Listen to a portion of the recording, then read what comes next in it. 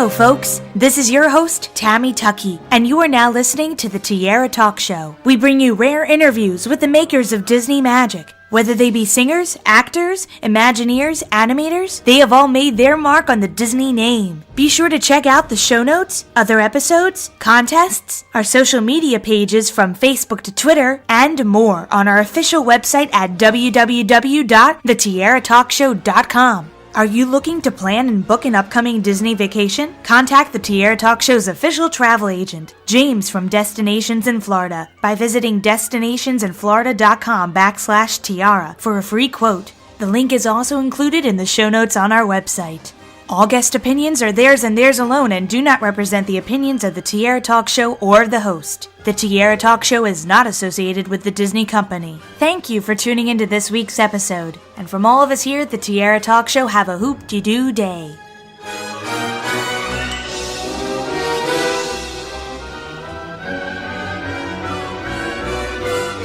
I'm excited to welcome this week's Tiara Talk Show guest, Disney animator Rick Farmiloe, to the show. Welcome, Rick. I'm excited to be here, Tammy. Thank you. I know. I'm excited to have you on the show. We met a couple months ago at D23 Expo. Right. We didn't get to talk. We didn't get to talk a lot. I was hoping we'd get to talk more because there was so much going on. You were sitting next to Ed Asner. I kind of wanted to talk about this before we got into the animation part, but. She's awesome. I mean, I of course, I watched Mary Tyler Moore when I was younger, and I wish I could say I'm too young to remember it, but I'm not. Anyway, but yeah, I used to love that guy, and on the Mary Tyler Moore show, and then also the Lou Grant show, and then he did the voice of the old guy in Up. So we got along great. I spent a lot of time talking to him during some sort of slow periods, and we talked about his career and all these actors he used to work with, because I have a pretty good understanding of old movie and TV history. So I knew a lot of the people he was talking about. Anyway, he was a really awesome guy. I loved being able to sit next to him. So can you tell us a little bit about your beginnings and your start into the animation business? Did you kind of start when you were younger? Well, yeah, I started much younger. Just spent my whole life drawing. I mean, my story is very typical of most, I think, animators and people that got into it. I drew my whole life. That's all I wanted to do. That's all my focus was. I mean, that isn't all I did. I mean, I was a normal kid, and I played sports. I'm a big sports fan. So I played, I was a decent athlete. I played sports, and I had lots of friends. So I wasn't like a shut-in or a, socially inept sort of guy, but I just drew my whole life. And that's all I wanted to do. I mean, when I was a really little kid, I saw Pinocchio, and I remember thinking, God, I don't even know what that is, but I want to do that. I want to have those drawings move around like that. So from when I was, I think, like 8 or so, that's kind of what I wanted to do. And I just kind of sort of followed that path, and everything I did sort of had to do with that, including, getting really bad math grades and things like that. But, Same here. Trust me, all cartoonists and animators are bad students. But, so I just sort of geared my life to doing that. And I met Charles Schultz when I was, I'm from Santa Rosa, and he lived in Santa Rosa. So I took my portfolio to him when I was like in high school, and he's recommended me talking to Bill Melendez, who he did all the Peanut specials with. So my parents came down to LA, from the Bay Area, and we talked to Bill Melendez, and for like a couple hours. He was so awesome. And he kind of gave me some pointers on what school I should go to, and sort of what the business is like. And so I kind of followed his advice, and I was going to go to Cal Arts. This is a whole long story, but anyway, I ended up working down here instead of going to Cal Arts. I was going to go to Cal Arts in a particular semester, but I started working at a studio called Filmation. They were going to hire new people from this class they were going to have, and they were going to hire the best people from their class. So Bob Clampett, who I also met, was another one of my heroes, animation heroes, and an incredibly good friend when I was really younger, told me about this class. I took the class, and I got hired out of the class. And so I started animating at Filmation back in '79, doing stuff like Tom and Jerry and Mighty Mouse, and what else did I do? I think The Lone Ranger. I did this cartoon called Quackula, but it was just the very beginning. It was just a way to get introduced to the business. But what I really wanted to do is work for Disney. So after a couple of years of Filmation, I worked on my portfolio and got my drawings a lot better, took figure drawing classes. And then I applied to Disney at the end of 1981, and I surprisingly got hired. I didn't think I was going to, but I got hired. And so in January of '82, I started at Disney, and I started on The Black Cauldron and Mickey's Christmas Carol.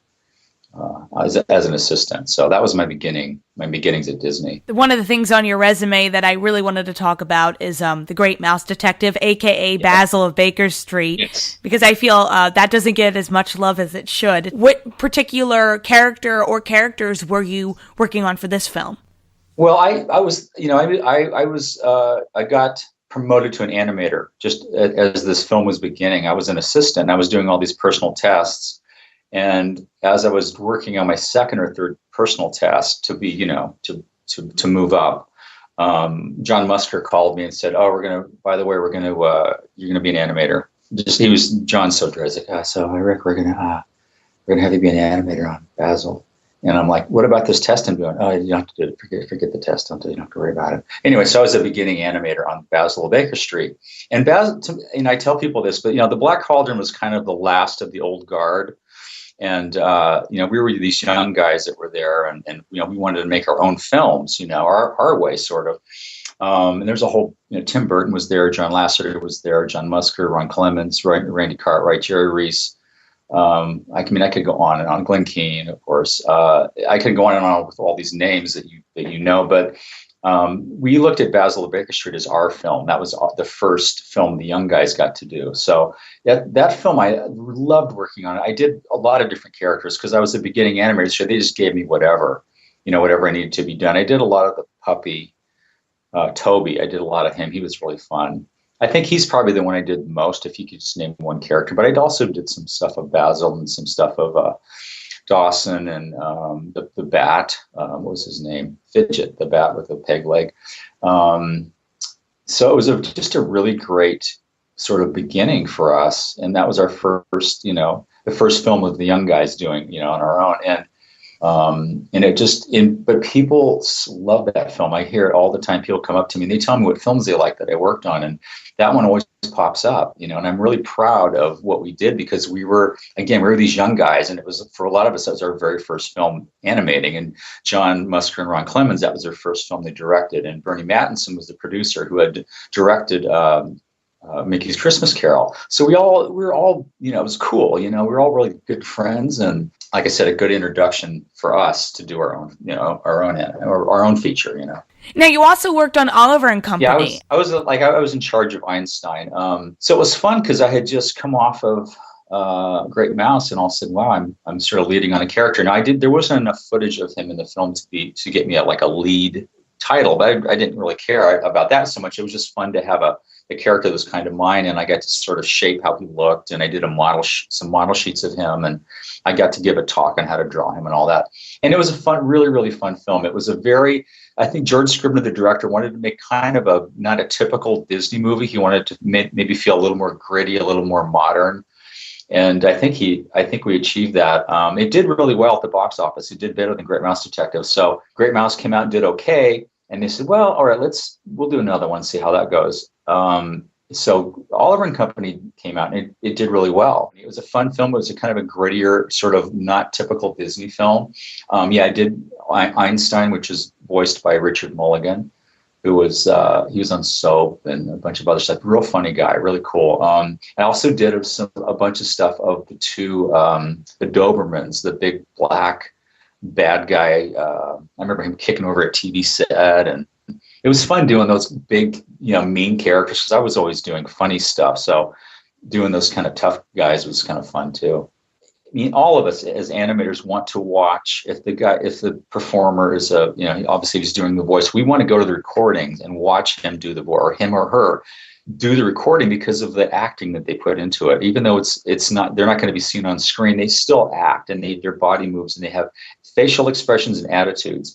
And I always loved going to the recordings and sketching and drawing them and getting their attitudes on a sketchbook. And they would videotape all of the performances, so we could always have the video to look at too. And they thought that was instrumental to me, and a bunch of us. I think we loved going to the recordings to see, like I said, the actual performance. So Richard Mulligan, I went to one or two of those, But the big one was on Little Mermaid. When Buddy Hackett did Scuttle, which is the character I animated, I got to go to his voice recordings, and he had this rubber face, and he was very expressive.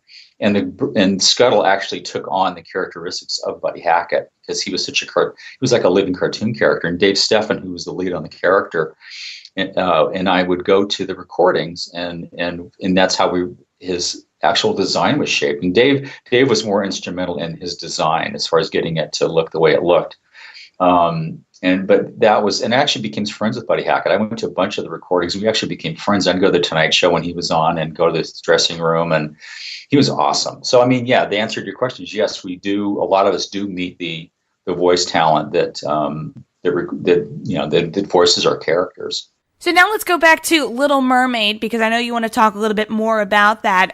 Those meetings that you were having along with Howard Ashman, can you describe what those were like? Well, yes. First of all, the very first time I read the script, the very, very first draft of the script, I loved. I mean, I'm like, wow, this movie works. It works already. And I remember reading and trying to figure out what character I wanted to work on. Of course, I honed in on Scuttle because he was like this funny bird character. So I was lucky I got to work on him. Even before the voice was cast, I just loved that character. But this one, like, wow, this whole thing works. And I remember going in early on, we all went into the theater, and Howard was there, and he says, okay, basically, I'm going to tell you the story of The Little Mermaid, And he sat at the piano, and he played all the songs in order. And he would, in between songs, okay, so again, this is when this happens, and then Ariel does this, and then he'd sing the song, and basically told us the whole story through song. This was so new to animation, because usually we'd have, you do a film and you'd put songs in the film, but the entire story was told in song. And I was like, this is incredible. I mean, we can visualize what was going to happen, and that's the first time that's ever happened. I was like, wow, this is going to be something special. And then, we just, I would go into story meetings, gag passes, comedy passes, that kind of thing, to try to, make it funnier and stuff. But I remember the very first time I saw a screening of the film, it was still very rough. It was basically all storyboarded, a little bit of animation in it. But I remember walking out and going, man, this movie, this is exactly why I wanted to be an animator. This is what I wanted to do. This is why I got into this business, because I want to do something special like this. And I was like just overwhelmed at how great, how great we knew it was going to be. This had nothing to do with financial rewards or box office or any of that stuff, or if it's going to last or anything. We just wanted to make I think a lot of us just sort of felt, we got that name Walt Disney up there, and that really meant a lot to us, that we have this legacy to respect, and it's, we took the responsibility. We have a responsibility to make that legacy continue and do great work. And I think that The Little Mermaid to me represented that commitment to doing great films, trying to do great films, and that honor Walt's name. That's how I looked at it. And it came along with Beauty and the Beast and then Aladdin. And so Beauty and the Beast, you're working on LeFou, and Aladdin, you're working on Abu. What happened with Abu is he didn't talk, if you notice. He just makes little chattering noises. But as the film goes on, Frank would put you could almost hear him. Like, he would actually kind of talk. It's just something he was playing with. And so at the beginning of the film, he just chatters. And as the film goes on, you can almost hear him say things. Yeah, he does say stuff, and you can barely audible. I thought that was awesome that he threw that in there. There's a scene of Jasmine and Aladdin up on the roof. This is fairly early on in the film, and Abu's up there, and he's got an apple. He just wants to get out of there, and so I did Abu and all that whole sequence. And Glenn Keane and Mark Henn did Aladdin and Jasmine. And I did Abu, and he does say, Abu does say, "Oh boy," and he kind of puts his hand on his head on his hand, like, oh boy, and so you kind of hear him say that. So there's little inflections that Frank did. As far as how he moved and stuff, I was thinking more of my son, because my son was about 3 at the time, my son Grant, and he had this little attitude. He had a little temper, and he'd have an attitude, and it was really cute for a 3-year-old to have like an attitude. And so I thought of him when I was doing that sequence, because Abu was getting really mad at Aladdin's like, who's this chick? Let's get out of here. He didn't say that, but his attitude was, let's get out of here. let's forget her and beat it, But, Aladdin was falling in love with her, so of course he's not going to leave. Anyway, I kind of used my son more as far as like a model of what he was going to look like. And you mentioned earlier about the sort of the side characters, but that's pretty much all I did. I only did sidekicks. And that's what I liked, because the sidekicks, you had the freedom they were only in there for laughs. So I had the freedom to come up with gags and stuff. Like if something might be storyboarded, and I might have a different idea. I real quickly, there's a scene of when in Aladdin, when Abu turns into the elephant. I did practically all the elephants. I love the elephants from Jungle Book that John Lounsbury did, and so I wanted to do. When he's the elephant, it's like, oh God, I really want to do him as the elephant. I want to do all the scenes of him as the elephant. So John and Ron let me do most of the scenes you see of him as the elephant. I did. There's a few that I didn't, but.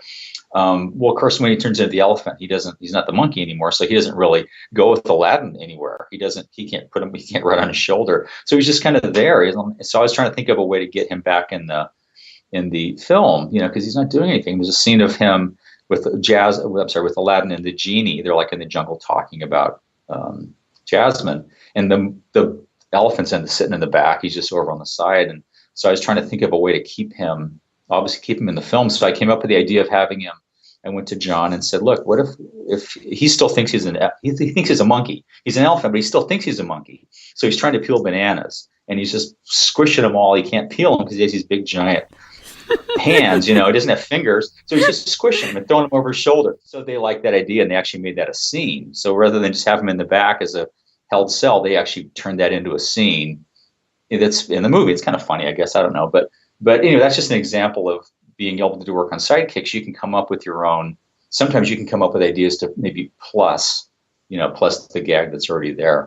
Now let's talk about some of your most recent projects that you've worked on. I'm basically a freelancer. I've done last year or 2 years ago. I worked for Leica. I worked on the Box Trolls. I did facial animation on 2D on paper that they transferred to the puppets because they wanted to have better acting, and it's incredible how it came out. So I was really, really proud to have worked on the Box Trolls. And I freelance. I do. I'm doing some stuff for Tom and Jerry at Warner Brothers. I'm doing some storyboards for them. I'm doing some YouTube videos. I just did a YouTube video for this guy Sam Macaroni, who's a brilliant director who does a lot of YouTube videos. I did some animation for him on his latest YouTube video, which is it's Disney's Indiana Jones. The studio is owned by Disney, this YouTube studio called Maker.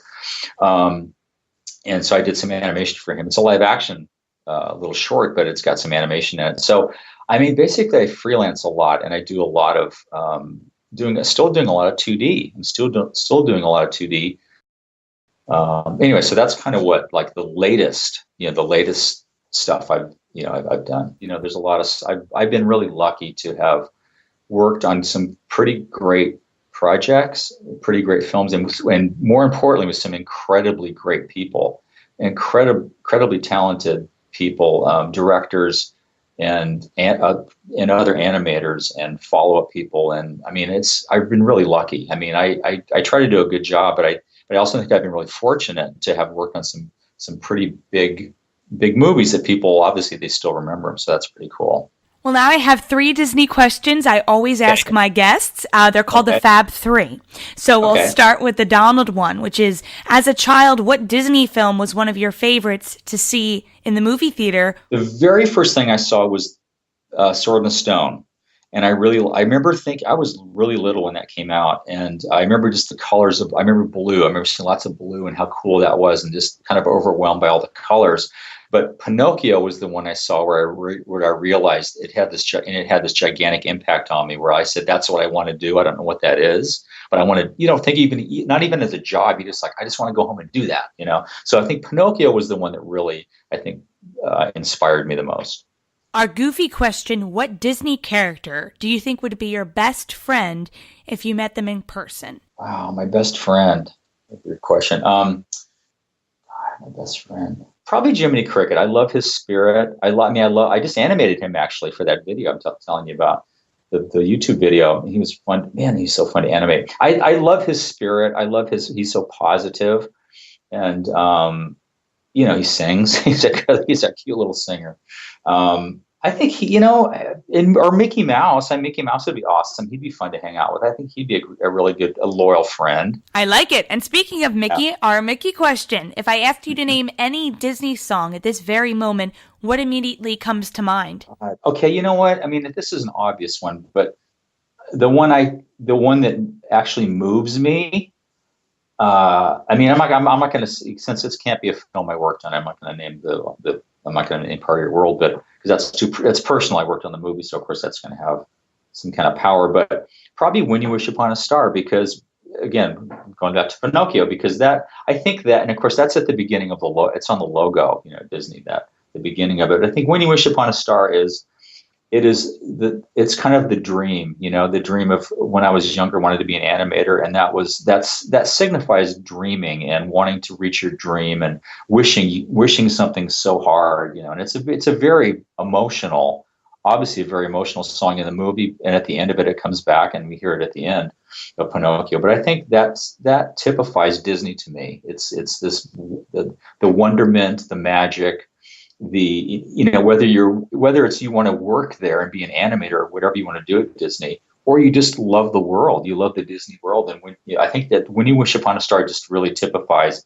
everything not only the studio was about, but Walt Disney was about. So that's the one I think is probably the most powerful to me. Well, I have to thank you so much for coming on the show, Rick. I can't believe we saw each other a couple months ago, and hopefully we'll see each other in another year or so at the next D23 Expo. I love doing this interview. I know we went way over what we were talking about, but yeah, I'm glad. I mean, it's cool. Like I said, I feel really lucky. I've worked with really incredible people, and yeah, I still get inspired. That's what's fun about anime to me, and the people that still do it. We still are like kids. We get so inspired by things, and it's exciting. And there's nothing I'd rather do than be sitting at my desk animating. I mean, there's really nothing I'd rather do than that. And if I'm doing that, I'm really happy. So, it's been a really fun career so far, and there's still a lot more to go. But I love talking about this stuff. It's hard to be humble when you know everything.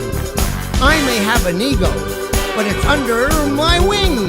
Everyone wants answers, no ifs, ands, or buts. So I show off politely.